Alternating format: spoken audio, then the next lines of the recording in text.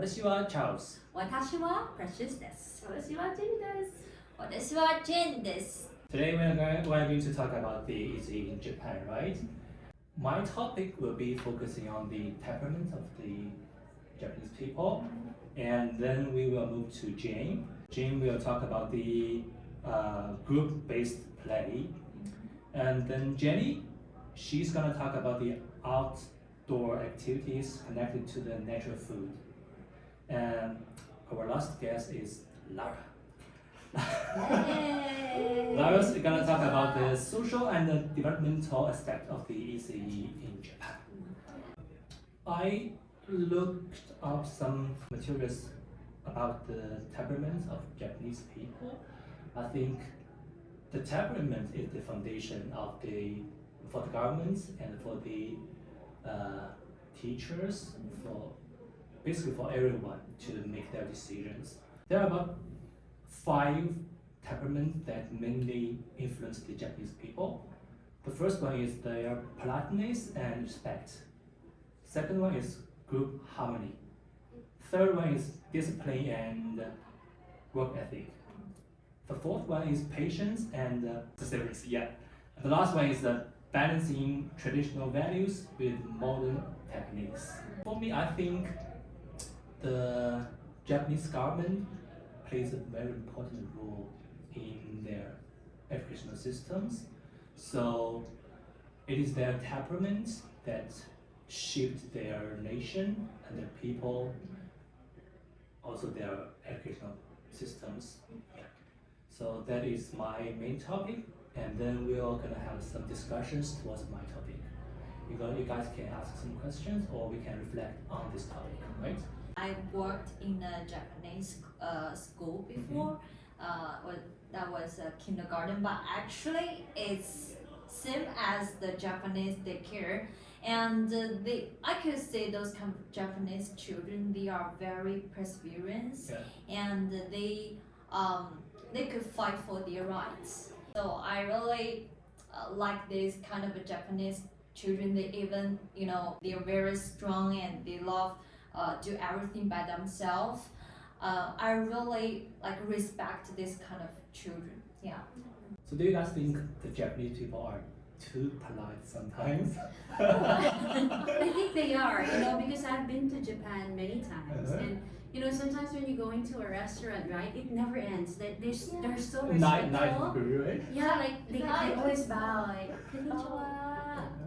And I saw okay, hello. And yeah, I really agree with all those temperament, and I see that with all the Japanese people, and also when you see comparisons, right, with other culture or other nationalities, you would see like for stickers, at least for Japan, you can see even the stickers are very well lined up compared to the others where it's all over the place. That's right. Even when they line up for the bus, it's very straight, and so you can see it's really a very Japanese characters. Yeah, and there is also a video, I think it's on TikTok or YouTube. When they go across the street, they whip their hand to the bus driver to give them greeting. Right? But I have to say, as I'm an employee in a Japanese company. It's actually kind of their temperament, because they are very strict with what they are doing. They are, doing very well for children. They are thinking of children's feeling, but they are very strict with employees. They're also very strict. Yeah, that's their temperament too. Yeah. Let's move to the next topic, okay? So, Jane, do you have something to say? Yeah, I would like to share about what I learned in Japan's daycare, especially play-based learning. How they play, how they learn. What I find in some documentary or some researches, Japanese daycare mainly focus on group-based learning, because they are in a social environment. They could do everything during their playing, during their have interact with their peers, with adults. So that's what I'm interested in. And we could say one of the most impressive one is there are a bunch of documentaries. They said there are lots of children they fight. They truly physically fight, and no teacher intervene that. Yeah, and we could say there are lots of children. You know, some of them may soothe these children. What's going on with that? Some of them like you know get them things back to their friends. So that's my friends, not yours. They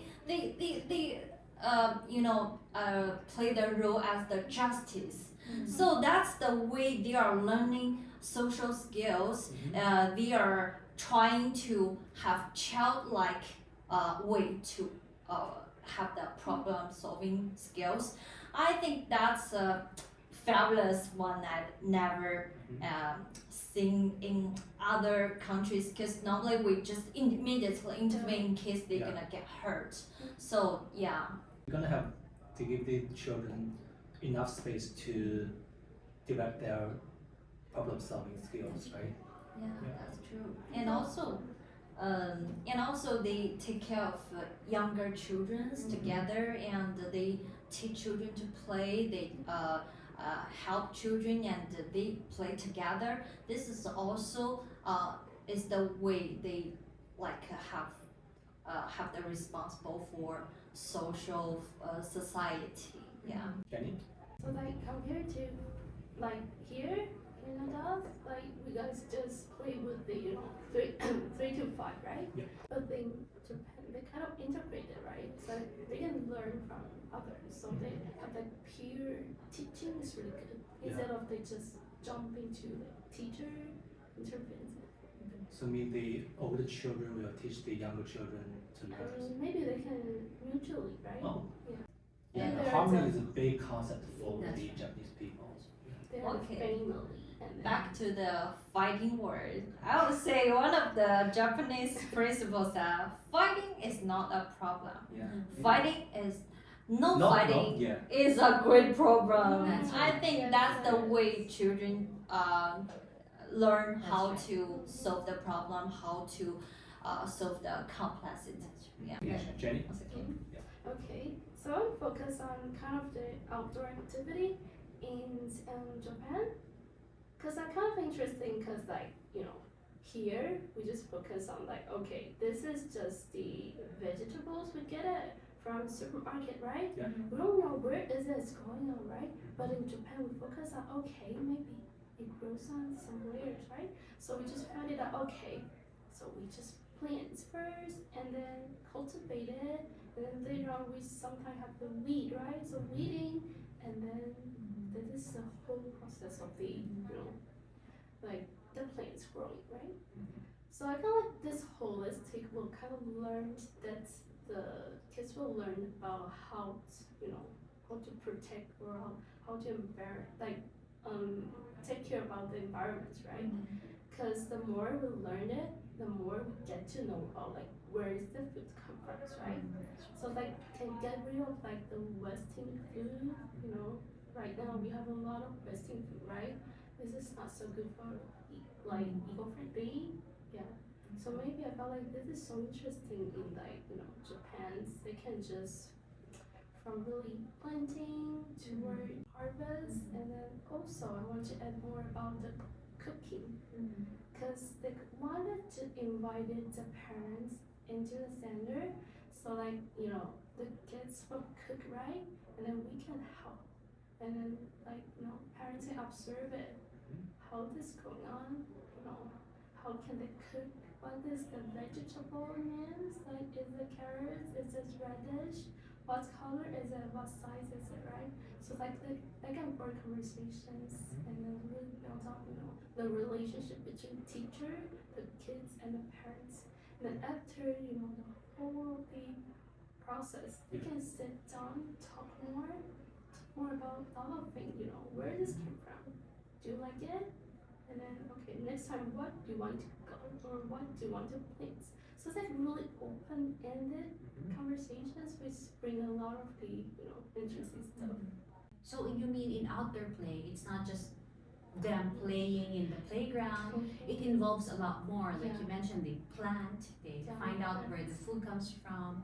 So yeah, I think that's also a very good idea for outdoor activity, right? It's not just to play and do the slides or something. I There's think really something. they do have some farm-based kindergarten involved a lot of outdoor activities. The Japanese school, they kind of like integrate whole their daily life into the nature, into the vegetable or plants. That's the pretty impressive one. Yeah. And then we'll keep in mind, like, okay, so it's just something that's happening daily. It's not just once in a while. So it's really important, daily. right? It's daily. It's not like a project. Yes. So it's like part of their everyday real life. activity. So we can remember and then keep going because it's just in our life. That's right. Now let's move to Lara. Yeah. Yeah, okay, so I'm gonna talk about the social and emotional development aspects of Japan. So you see, in Japan, they really value omoyari. Omoyari means empathy. When some of the preschool teachers are asked, they always say that sympathy, empathy, and concern for others is the most important thing for them, for the children to learn. They really value it. So their pedagogy of feelings also focuses on and highly values sabi, shisa, and ame, which is loneliness and dependence. So they see these three emotions, that they're all interconnected, that for children to show empathy, someone has to also show their dependence and loneliness. And also in Japan, the preschool teachers, like Jane mentioned, if there's a fight going on, like here, usually, right, like in our preschool or with our experience in our practicum, when someone's fighting, we go to them and say, okay, what's happening here? All right, can we share? And in Japan, when as long as no one's getting hurt and nothing dangerous is gonna happen, they usually just let the fight go on and allow the children and give them opportunities to solve the conflict themselves. Right. So for example, if children are fighting over dolls, the children's not gonna say, okay, in 5 minutes you have to give the doll to the other girl and things like that. No, they have to come up with a solution and a plan. And for some people, for some culture, they find this not a good way because they said you should intervene. But for them to intervene is also like doing something, because you know, as an adult, as a grown-up, it's hard not to say something, right? But they're letting go so that the children can have the opportunity to learn something. So they allow social and emotional development through that. And also in Japan, the preschool teachers, they usually use daily examples, everything that's happened. For example, children are eating lunch and she sees one of the child still has carrots left and hasn't eaten it yet. So the teacher would say, oh, poor carrot, must be so sad because all the other food is already in your tummy. What are we gonna do now? So in some ways, they use like daily examples, ordinary situations like that, to teach children about empathy. What is the carrot feeling? He must be feeling so sad. What are you gonna do about it? In Japan, it's not, the things that they teach is not because it's in a framework, like for us here in Canada, right? We follow the BC, or in BC at least, the BC early framework, and these are our guidelines. But some of their practices are very culturally based. So this is not something that, okay, this is what you have to do not intervene because it's written here. But it's more of, it's been passed over by traditions. It's something that has been done from generations before. Yes. So this is something that they just do because this is what they know and what is used to.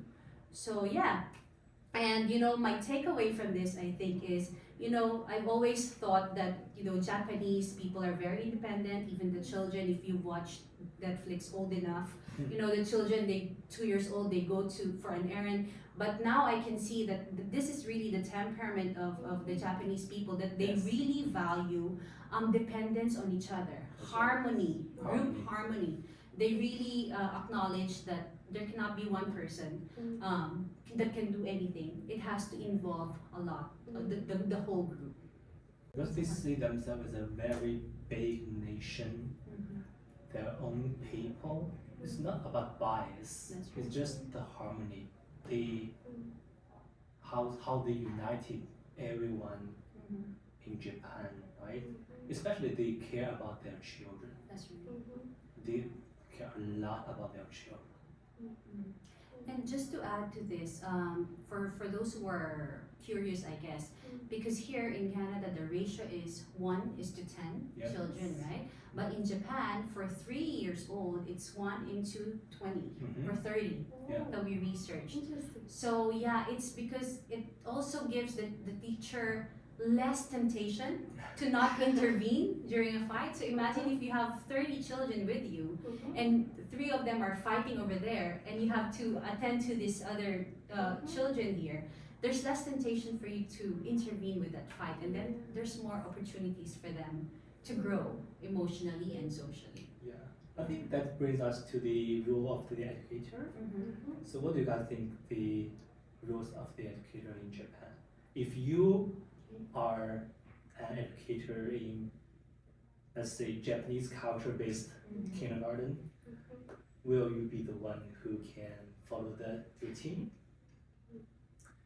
I think, as Lara said, this is kind of like a culture-based, like a teaching education in GCE. So that's why even one teacher take care of 30 children, they still could in order, I could say, because they have this kind of like a route. They know rules already, even if they are young. So that's why I think if we are like a Japanese educator, I feel like I would rather balance, half intervene, half let them go. But mostly I prefer to let it go, because I don't have to worry about that much. And their parents are pretty trust their children, trust their teacher. Because if you don't do that, children gonna get hurt thousands of times. How could you handle with this as an educator, right? They trust teacher, even if they get hurt, that's fine. So. Speaking of this, actually, before like a couple of years ago, there is a principal also said recently Japanese parents are becoming protective and fearful. So they actually have a little bit less than before get this kind of chance to, get hurt or make this kind of troubles. Anyway, I wonder if it has to do with, we talked about the declining childbirth in Japan. Yes. So at least in Japan, I think most families only have one child. That's so right. I wonder if that is the reason why they are becoming overprotective of the child, because they only have one child. So yeah, there is a lot of things that go into that. So we had a very good conversation, a very good discussion, but we don't have much time. Yeah. And I think we should give the audience a takeaway, right? So as Lara already gave the takeaway, so my takeaway is if you want to learn the ECE of Japan, you're gonna learn their culture first. Yeah, that's my takeaway. What about you, Jane? okay, yeah. As I said, do you agree with that? Fighting is not a big problem. No fighting is a great problem. Yeah. Yeah. For me, the takeaway main point is like, where's the food come from? Just a really simple way. Where is it? Then they're like, okay, is this from somewhere, right? It's like, oh, just open-ended. So like, then where's the vegetable come from? Yeah. Instead of, okay, does it come from here? You should eat, and then you should, finish or something else. Then learn from where it's from. Very good, guys. So I'm gonna pause here. If you have more questions, please reach out to us in classroom. See you there. See you. Sayonara. Bye. So, guys, that's our presentation. Let's go to Japan.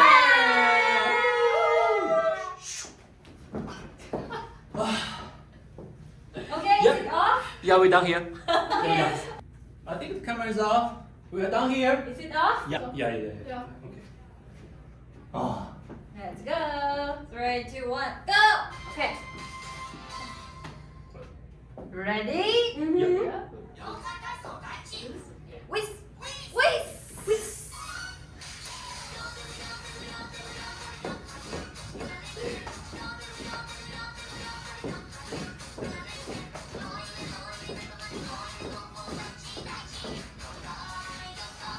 Drop, you ready?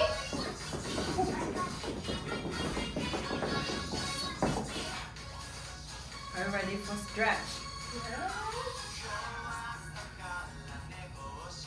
Sleep.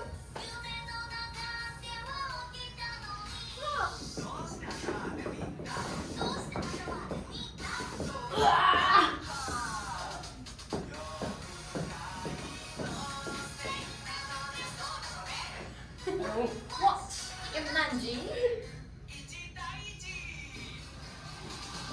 Whisk. Yeah. 3, 2, 1. Yeah. Wait. Why do we have to dance in front of the camera? It's off. Because It's it's off. Is it? I don't know. No.